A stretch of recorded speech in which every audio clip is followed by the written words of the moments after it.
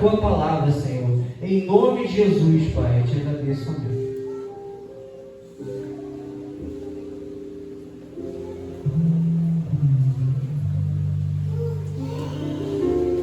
Graças a Deus. Graças a Deus. Amém? Estou feliz de estar aqui. O convite que o César me fez. Deus abençoe. Minha família está aí, minha esposa, Gabriel, meu filho Teodoro. Os meus irmãos que congregam comigo, meu amigo Vitor também. Os meus pastores estão aí. Israel e Juliana. Irmãos, vou abrir uma situação para vocês. Essa Bíblia aqui não é a minha. Eu, antes de sair de casa, estava com a minha Bíblia na mão. E eu tive que mexer alguma coisa na mala do carro. E aí eu falei com a minha esposa ali agora. Eu falei, amor, estou desesperado, não achei a minha Bíblia dentro do carro em lugar nenhum. Eu não sei se eu botei a Bíblia na mala do carro quando eu estava mexendo, ou se eu deixei em cima do carro e saí com o carro e a Bíblia ficou em algum lugar.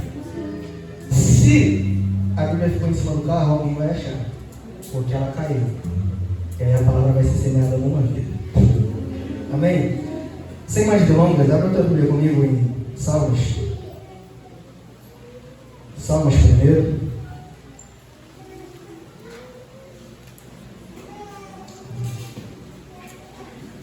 Obrigado.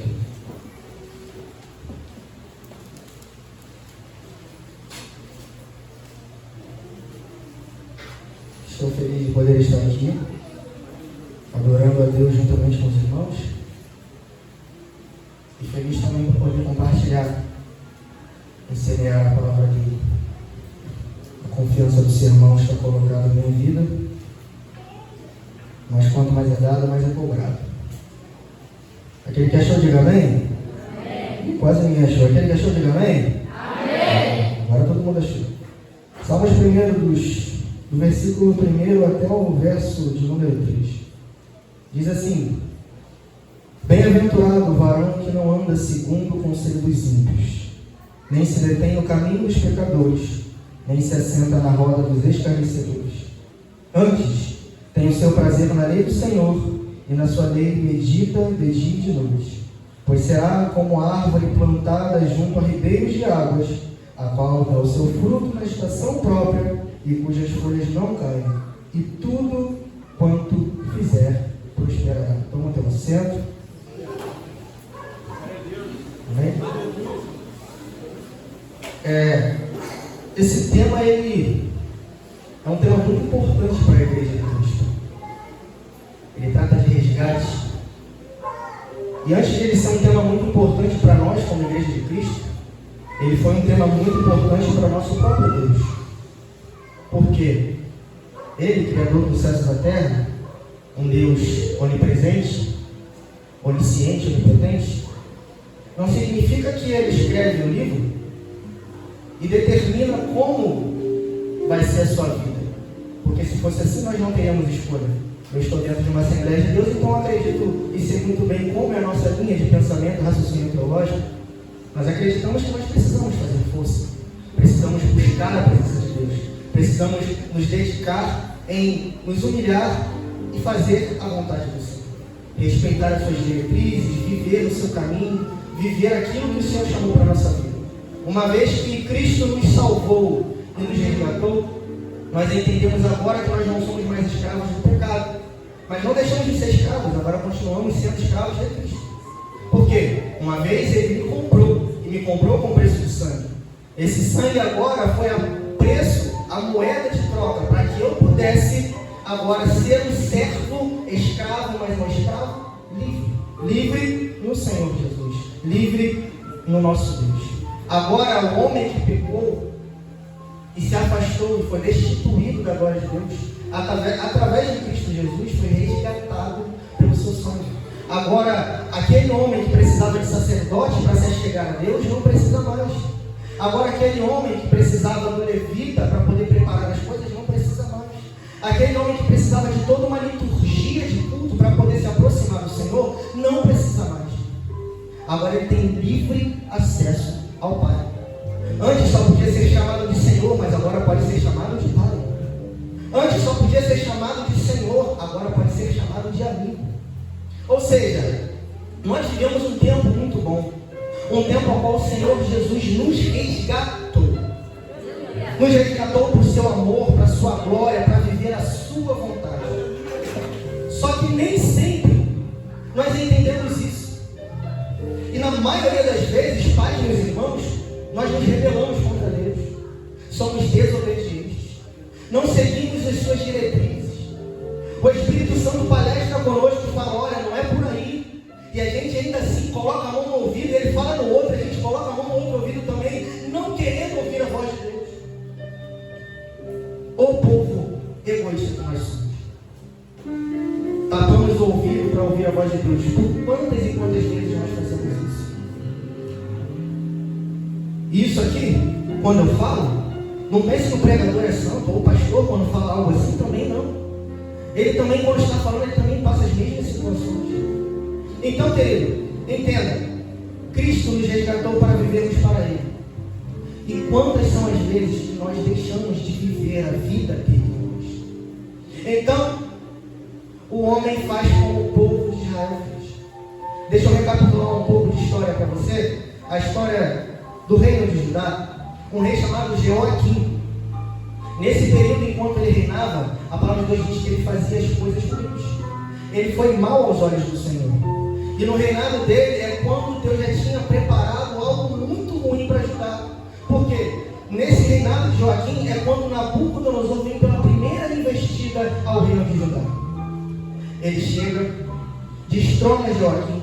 Joaquim perde o reino por conta dos pecados de Manassés, assim como diz em 2 Reis, capítulo de número 25. Então, Joaquim agora morre. E quem reina em seu lugar? Joaquim, seu filho. Ele tem um reino de apenas 3 meses, mas também é um reino ruim. Não agrada ao Senhor. É um reino de desagrado a Deus. Um rei que foi colocado numa tribo, da qual foi feita uma profecia, que o cetro não sairia da tribo de Judá, a qual nós sabemos, Jesus é da tribo de Judá. O nosso rei é da tribo de Judá. Ou seja, ele vem de uma raiz, Joaquim está na raiz, da qual era a raiz que deveria muito obedecer a Deus, mas também desagradava ao Senhor. Então ele perde o reinado. Ele entrega o reinado a Nabucodonosor. Mais uma vez, por desobediência, por desagradar ao Senhor, perde autoridade, perde reino. Só que Nabucodonosor não está satisfeito. Ele pega agora e coloca um homem chamado Matanias, você vai conhecê-lo melhor como Zedequias, porque é o nome que Nabucodonosor dá a ele.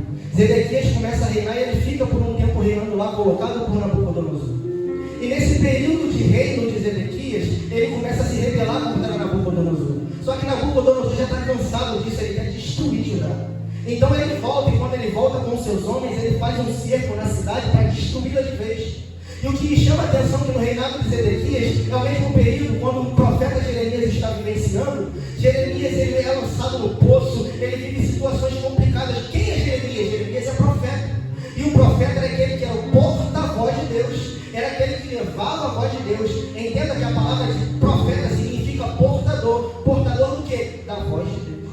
Lembra que eu falei? Nós tapamos o ouvido quando Deus quer falar conosco. Deus quer falar conosco e a gente tapa o ouvido, não quer ouvir. Jeremias está falando para Zedequias, entrega o reino, se arrependa. E se você fizer isso, você vai viver, a sua família vai viver. Mas Zedequias é desobediente. Ele não dá a voz ao Senhor. Ele não ouve aquilo que Deus está falando com ele. Então, trazendo logo para frente do que acontece, quando Nabucodonosor entra na cidade, ele começa a destruir todas as coisas que tem no templo e leva para dentro ele leva para Babilônia. E quando essa situação acontece, ele pega Zedequias, mata os seus filhos diante dele e depois deixa esse homem cego. Olha a destruição que acontece nesse homem por desobedecer a Deus. Olha a destruição que acontece na casa dele por desobedecer a Deus. Ele perde a sua família. Agora se torna um homem cego. É aprisionado por correntes e é levado para o cativeiro. O povo também é levado para o cativeiro. Só ficam os mais pobrinhos lá no reino de Judá, que começam a cuidar do campo, cuidar de vinhos. E o que me chama a atenção de tudo disso é que, além de Zedequias ter a sua vida destruída, a casa casa do Senhor também foi destruída. O templo é destruído, suas colunas de bronze são cortadas. Você começa a imaginar que tudo que eles tinham de liturgia, de adoração, de culto no templo de Judá, agora é destruído. Quando eles estão na Babilônia, eles não têm mais templo. Quando eles estão na Babilônia, eles não têm mais local de adoração, viu? Quando eles estão na Babilônia, eles não têm mais liturgia de culto, Raíla. Eles não têm mais como adorar a Deus como adoravam antes. Eles não sabem mais o que fazer quando estão lá. E agora, Deus, ele palestra no meu coração, falando comigo e contigo nessa noite, é que por mais que tenha perdido a essência da adoração, a essência de culto dentro de você, ele disse que nessa noite ele vai resgatar isso para você. Oh, glória a Deus. Deus, ele está falando comigo aqui que ele vai trazer de volta tudo aquilo que foi destruído, aquilo que te levava a adorar, onde você sabia se chegar a Deus, você sabia o que tinha que fazer, mas como eles estão dentro da Babilônia, eles não sabem mais o que fazer, ficaram perdidos. Eu não sei mais o que fazer para adorar a Deus. Ah, Senhor, eu não consigo mais fazer o meu devocional. Ah, Senhor, eu não consigo mais orar a Ti como eu orava antes. Eu não consigo mais te buscar como eu buscava antes. O que eu devo fazer? O que eu vou fazer? O Senhor Jesus me chamou e te chamou para uma missão. Aleluia. No capítulo 47 de Ezequiel, no capítulo 40, na verdade, ele começa a ter uma visão. Desses que foram levados para a Babilônia, Ezequiel também é um dos profetas. Assim como Jeremias, ele também é um dos profetas que é levado para a Babilônia. E quando ele está lá no capítulo 40, Deus aparece para ele, um homem de bronze aparece para ele, com um cordel e uma vara de medir, e começa a fazer medições do templo, do qual o templo que tinha sido destruído. Medições da qual seriam de uma reconstrução. E do capítulo 40 até o 46, tudo que ele está mostrando para eles são medidas de um novo templo, de toda a reestruturação, de local de adoração. Ele está falando para o povo, a palavra de Ezequiel, começa a notar tudo isso, que o povo vai voltar a me adorar, o povo vai voltar a me buscar, eles vão voltar até o lugar de adoração, vão voltar até o lugar de essência, vão voltar até o lugar de entrega. Só que no capítulo 47, Deus me dá aqui uma linda exemplificação de algo muito mais futuro do que aquele templo que seria reconstruído depois de 70 anos de cativeiro. Deus está me mostrando um tempo vindouro, um tempo ao qual eu e você vivemos hoje. Por quê? No capítulo 47, Ezequiel, ele vê um trono, ele vê o templo todo sendo reconstruído, mas ele começa a ver águas fluindo de dentro desse templo. E essas águas começam pequenas e vão começando a crescer e a crescer, começam a se tornar um rio, no qual Ezequiel, ele começa a pisar e a água dá no tornozelo. E quanto mais aquele homem vai mentindo, mais ele vai entrando nesse rio, mas essa água vai tomando ele a chegar a um ponto que ele não consegue mais pisar, porque ele precisa ir a nada, é muita água, e onde há água, há vida. Porque o texto de Ezequiel diz que quando ele está dentro dessas águas, ele volta para a margem, ele começa a perceber que essas águas vão descendo e vão até o Mar Morto, e pelo nome já se entende que não existe vida, porque Mar Morto. Mas o texto vai dizer que Ezequiel está vendo vida, está vendo peixe dentro desse Mar Morto, e dentro dessa água a qual Ezequiel está vendo, ele está vendo muita vida, e em beira, ao redor ali, no leito do rio, ele começa a ver árvores da qual nós lemos aqui no livro de Salmos, verso de número 3, que é aquele que está plantado junto ao ribeiro, ele dá fruto no seu tempo, após suas folhas nunca caem. E Ezequiel tem a mesma visão do que é dito aqui em Salmos. Ele está vendo ali e começa a ouvir aquele anjo falando para ele: olha, essa árvore que está junto desse ribeiro, ela começa a dar fruto, as suas folhas não caem, ela dá fruto no seu tempo, as suas folhas servem para curar feridas, o seu fruto serve para dar vida. E eu comecei a questionar a Deus: Senhor, fala mais comigo, o que o Senhor está querendo dizer a respeito dessa água que flui? Eu começo a lembrar que já foi dito aqui em João, capítulo de número 1, que no princípio era o verbo se fez carne, o verbo estava com Deus e o verbo era o próprio Deus. A palavra verbo aqui é palavra. A palavra era Deus. A palavra estava com Deus. E deixa eu deixar claro para você, talvez você não saiba, essa própria palavra é o próprio Cristo. Jesus tem um encontro no capítulo 4 de João com uma mulher samaritana. Ele pede água para ela, uma água da qual mataria a sede dele, só que logo depois essa sede voltaria. Só que no diálogo que ele está tendo com ela, Israel, ele fala: se você soubesse quem está falando contigo, oh glória a Deus, você me pediria água e jorraria uma fonte de vida eterna. Oh glória a Deus. Se você pegou, você entendeu, se você está começando a entender o que Deus está falando, o povo estava destruído, mas Deus está falando: eu vou reconstruir a adoração para o povo, eu vou reconstruir a forma do povo me buscar, mas não vai parar por aqui não. Por quê? Porque essa visão que ele está dando para Ezequiel, ele está falando: esse povo que antes me servia de forma muito morta, servia por liturgia, agora vai me servir com espírito e em verdade. Porque essa água que Jesus ele começa a palestrar para essa mulher, ele vira e fala para ela: se você soubesse quem é, jorraria água de fonte para a vida eterna. Então ela pega a senha, ela entende o negócio e a água começa a descer sobre a vida dela. O texto não está dizendo isso é conjectura de pregador, mas eu começo a perceber que isso começa a acontecer com a vida dela. Ela começa a receber direto da fonte. Lembra da fonte que vem de dentro do templo? O templo é a representação da presença de Deus. A própria presença de Deus estava com essa mulher samaritana. Quem era esse? Cristo Jesus. Porque eu lembro quando um dos discípulos pergunta: Senhor, mostra-nos o Pai. Ele fala: quanto tempo estou com vocês? O Pai está em mim, eu estou no Pai. Ou seja, Ele é o próprio Deus, Ele é a própria fonte, Ele é a própria palavra, Ele é a própria vida. Naquele momento a mulher está recebendo o quê? Palavra. Está recebendo o quê? Fonte de vida eterna. Está recebendo o quê? Vida.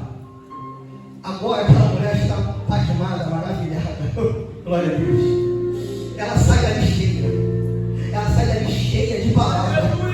Eu não sei se você está entendendo, mas tem um resgate que acontece na vida dessa mulher, porque essa mulher era como esse povo que foi levado para o cativeiro, totalmente destruída. Ela pensava que a forma de adorar era Samaria. Os judeus pensavam que a forma de adorar era na Judéia, no templo em Jerusalém. E Jesus fala: não, você está vendo tudo errado. Vocês ainda não entenderam. O tempo é chegado e este é os verdadeiros adoradores. Os verdadeiros adoradores adorarão ao Pai em espírito e em verdade. Essa mulher teve acesso. Queria ter sido, oh meu Deus, queria ter sido eu, o homem, encontrando Jesus naquele momento e pegando água naquele poço. Porque eu ia estar recebendo aquela fonte direto dele, em carne e osso na minha frente. Mas não fica triste não, por quê? Porque essa fonte está aqui hoje também. Você está recebendo da mesma fonte. Ele está presente aqui também.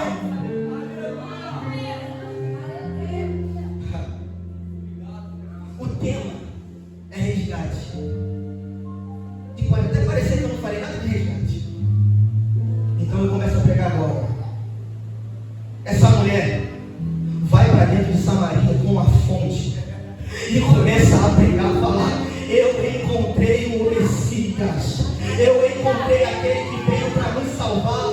Agora eu vou usar o tema da mensagem: eu encontrei o meu tesouro, eu encontrei aquele que veio para me resgatar. E ele veio para me resgatar com uma fonte que está transportando, que eu não consigo segurar e preciso colocar na tua vida também para resgatar você. Aleluia. Quantos aqui tiveram encontro com Cristo? Eu fui o primeiro. Quantos aqui não? Tem pouca gente, parece que nem tem convertido aqui. Eu fui o primeiro que tive encontro com Cristo. É aqui que Jesus começa a bater um pouquinho. Por quê? Quantos de nós temos esse encontro, assim como essa mulher? Só que cada um tem o seu momento de mulher samaritana. Cada um tem o seu momento de encontro específico, assim como aquela mulher teve. Só que o problema, sabe qual é? É que muitos de nós temos este mesmo encontro, mas paramos por aí. Não levamos essa fonte. Não carregamos essa mensagem. E por isso que existem pessoas se perdendo. Por isso que existem pessoas perdendo salvação. Porque a igreja não tem feito às vezes o seu papel. Às vezes tem alguém do nosso lado necessitado, nós fechamos o olho. Fingimos que não estamos vendo. Como se não fosse nosso papel falar dessa mensagem. Como se não fosse nosso papel pregar esse evangelho. Tão preocupados com a nossa vida, com o nosso cotidiano, em crescer e produzir nessa terra, que esquecemos que o nosso maior papel, assim como Jesus teve um encontro com os discípulos que estavam pescando e falou: ei, agora vocês não vão mais pegar peixe, farei vocês pescadores de homens. Eles entenderam a mensagem. Porque se não fosse assim, não estaríamos aqui. Porque em Atos capítulo 2 nós sabemos muito bem o que aconteceu. A igreja começa a crescer e a expandir. Por quê? Porque se posicionaram. E qual é o nosso posicionamento? Todos nós fomos chamados para sermos aqueles que vão levar a palavra do Senhor. Ah, mas eu não levo jeito para pregar, eu não tenho bom dialeto, eu não sei que estava fazendo um bom sermão. Ei, para de pensar assim. Jesus te chamou, colocou dons na sua vida. De repente você não prega e não fale tão bem, mas de alguma forma com a sua vida você prega. De repente você não fale tão bem, mas quando você canta um louvor, cadeias são quebradas, muros são quebrados, alguma coisa acontece através da tua vida. Por quê? Porque a fonte está em você. Aleluia. Não é possível. E o Espírito Santo tem palestrado isso comigo essa semana muito forte. Quinta-feira eu falei muito sobre isso, pregando numa igreja. Que nós buscamos. E que maravilha é buscar a presença de Deus. Que maravilha é se encher da presença de Deus. Segundo Crônicas, capítulo número 7, verso 14, Deus começa a responder a Salomão falando: se o meu povo, que se chama pelo meu nome, se humilhar e orar, se arrepender dos seus maus caminhos e buscar a minha face, então eu, Senhor, ouvirei dos céus, perdoarei os seus pecados e sararei a nossa terra. Sarar a terra é falar: estou restituindo a vida deles. Quando se humilha, quando se arrepende, quando busca a minha face. Só que Deus não me chamou para viver uma vida só de busca, não. Deus não me chamou, César, para viver uma vida de entrar no templo e sair do templo, entrar em 4 paredes e sair de 4 paredes, pegar o microfone e voltar. Não! Deus te chamou muito mais além do que isso. Porque aqui dentro tem mais gente salva do que lá fora. Então a seara é grande e a seara está lá fora, não está aqui dentro. Aqui dentro é lugar de adoração. Aqui dentro é lugar de se encher. Porque aqui dentro é lugar de encontro. Porque a palavra de Deus diz o quê? Jesus ele disse: onde estiverem 2 ou mais reunidos no meu nome, ali eu estarei presente. Ou seja, aqui é lugar de culto. E aqui é lugar de buscar a presença dele, de sermos cheios, ouvir a sua palavra. E a palavra diz o quê? Que a fé vem pelo ouvir e ouvir a palavra de Deus. Então aqui é lugar de se encher. Mas quem é você como cristão? Quem é você como discípulo de Jesus quando sai dessa porta para fora? Não é resgate? Lembra de Deus tendo uma palestra no céu falando: e agora? Quem enviarei? Quem há de ir por nós? Aleluia! Quem enviarei? Quem há de ir por nós? Ele faz uma pergunta esperando uma resposta. Até que o profeta fala: eis-me aqui, envia-me. É uma palavra do profeta ali, mas sabemos que foi uma profecia falando de Cristo, dizendo: eis-me aqui, se entender disposto, eu estou disposto a descer e entregar a minha vida, sacrificar a minha vida por resgate dessas pessoas. E não tem sequer um mínimo de gratidão da nossa parte de fazermos o mesmo que ele fez. Jesus ele disse: não existe amor maior do que esse, de dar a sua vida pelos seus amigos. Nós cantamos aqui, eu estava aqui entregue ali na hora do louvor, dizendo: buscar-me-eis e me achareis, quando me buscar de todo o coração. Se tu está buscando de todo o coração, pode ter certeza, tu está achando ele. Mas e quando você acha ele? Quando ele fala para você o que você tem que fazer, o que você tem feito? Eu sei, às vezes a palavra é um pouco mais dura do que a gente espera. Só que se a palavra não tem confronto, não é palavra de Deus. Eu não conheço palavra que vem de Deus que não confronte o meu coração. Eu não conheço palavra que venha de Deus que não coloque dentro de mim alguma coisa que fica me cutucando todo dia falando assim: é verdade, eu preciso mudar. É verdade, eu preciso me consertar. É verdade, essa palavra foi rema. Por quê? Porque ela começa a mexer comigo, mexe com a minha carne, mexe com aquilo que eu não quero fazer. Porque a minha carne grita, Israel, para fazer a vontade de Deus, mas o Espírito fica ali dentro. Tá vendo? Você ouviu a mensagem, agora pratica. Tiago fala: de que adianta a sua fé sem obra? Porque o homem que não pratica ele é levado como as ondas do mar. O homem que não pratica é como aquele que se olha no espelho e quando sai já não se lembra mais. Ou seja, perde a mensagem da fonte. O homem que não pratica, tu entende isso? Se olha no espelho e quando sai já não se lembra mais. Sabe por que a gente não grava muito versículo? Eu tenho dificuldade, mentira. Porque não está praticando, está lendo pouco, está buscando pouco, está falando pouco.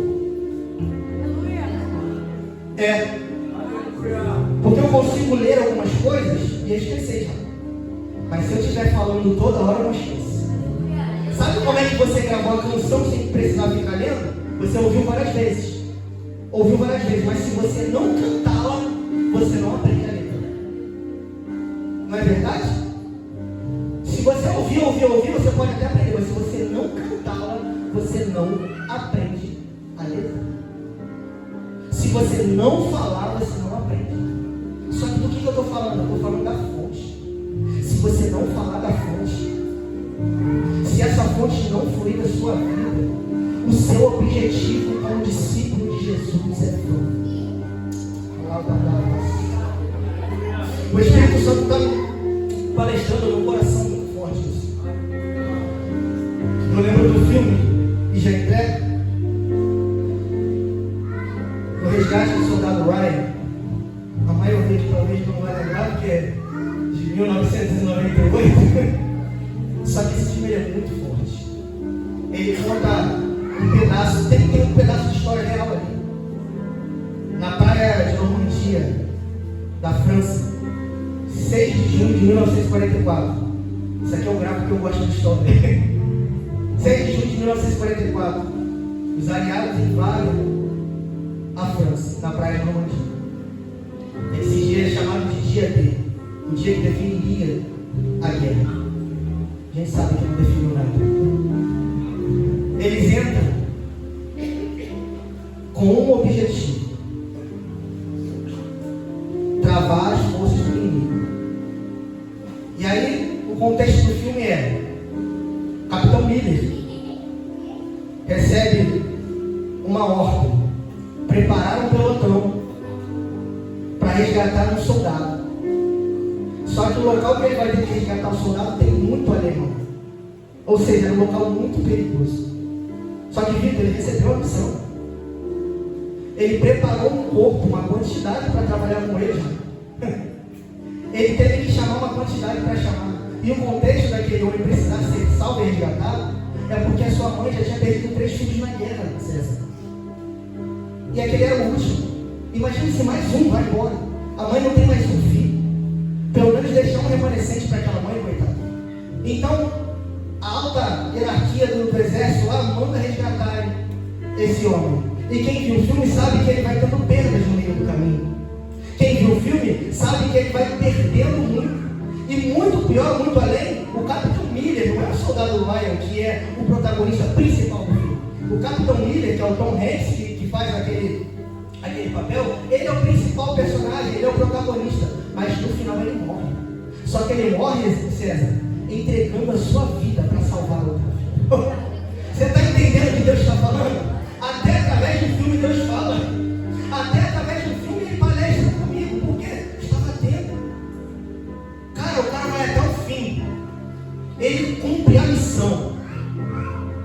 Ele entrega a vida dele para salvar uma outra vida. E aqui que eu quero encerrar a mensagem.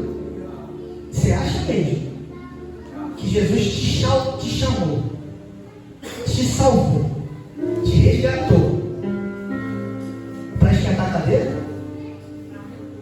Acha mesmo, eu tenho falado essa semana, acha mesmo que você foi chamado como vaso de ornamentação? O que é vaso de ornamentação? Aquele vaso que fica com uma plantinha no cantinho ali, só de enfeite. Entra dia, sai dia, todo mundo vê ele enfeitado, ataviado, bem vestido, bonito. Parece que está florescendo, mas só serve para ser visto. Sabe que o Senhor nos chamou como vasos de honra. Você foi chamado como vaso de honra.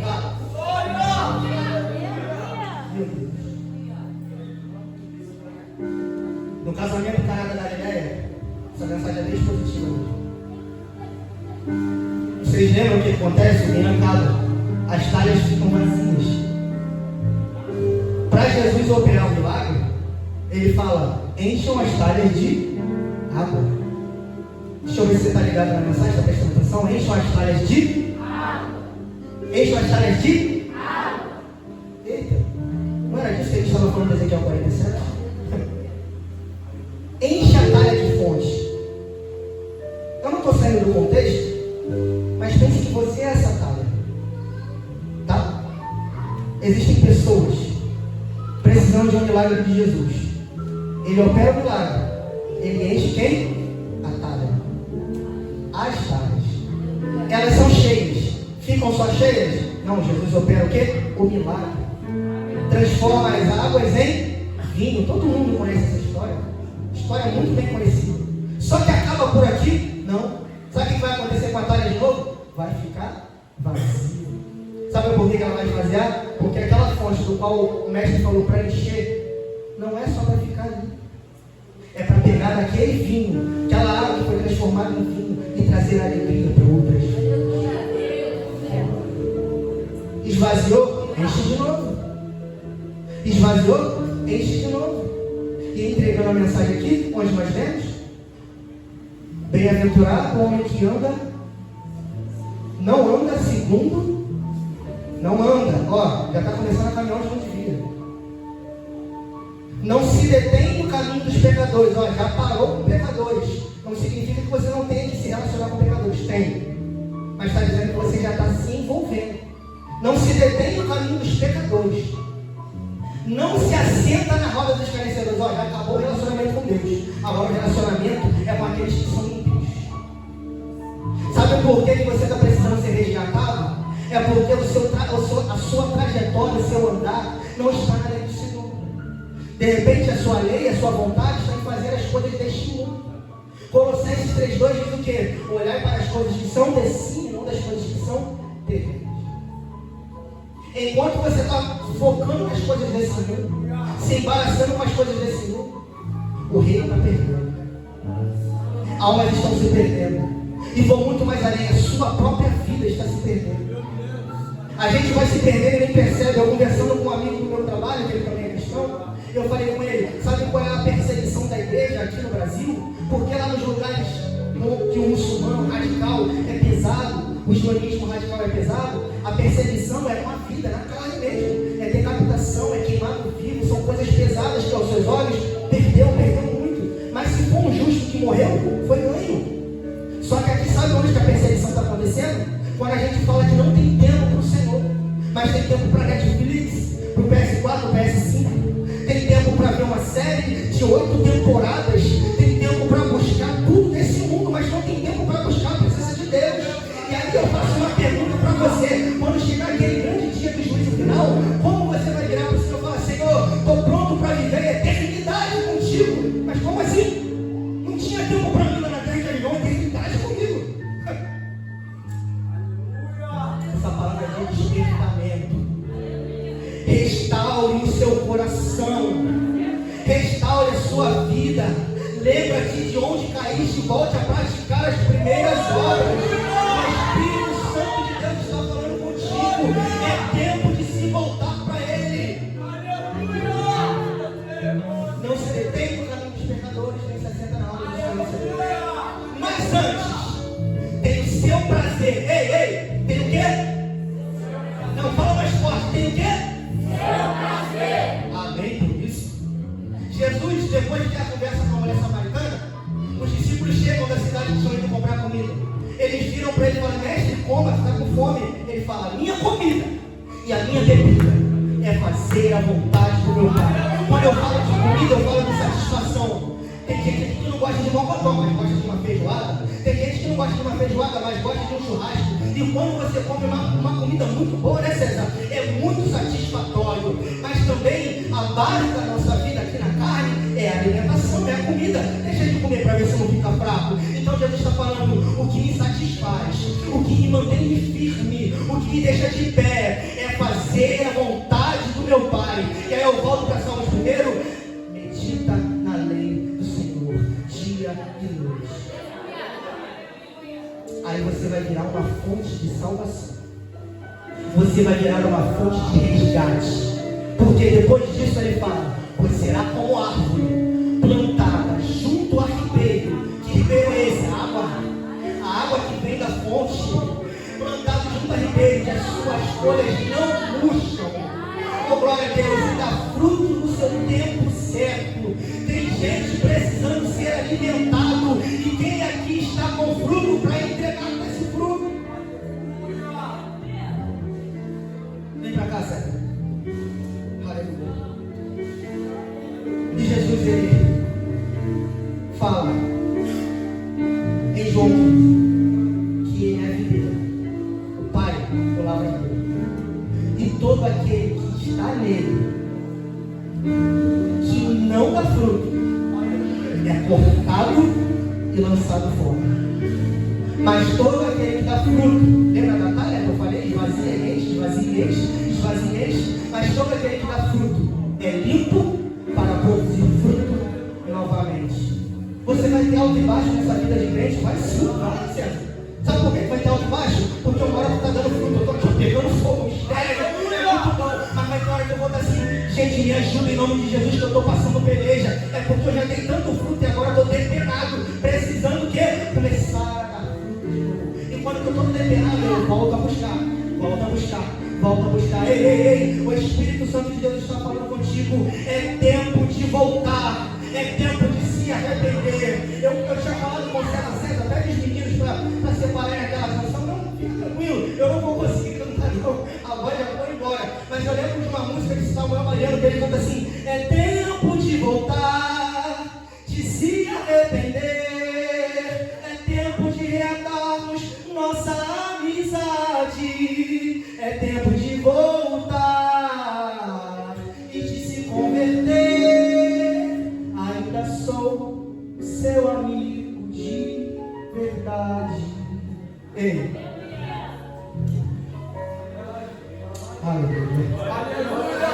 Se coloca de pé em nome de Jesus. Aleluia. Coloque a mão no teu coração. Eu não vou orar contigo. Coloque a mão no teu coração. Você vai orar nesse momento. Vai falar com o Senhor nesse momento: Senhor, restaura. Eu só posso até conduzir a oração contigo, mas eu não vou.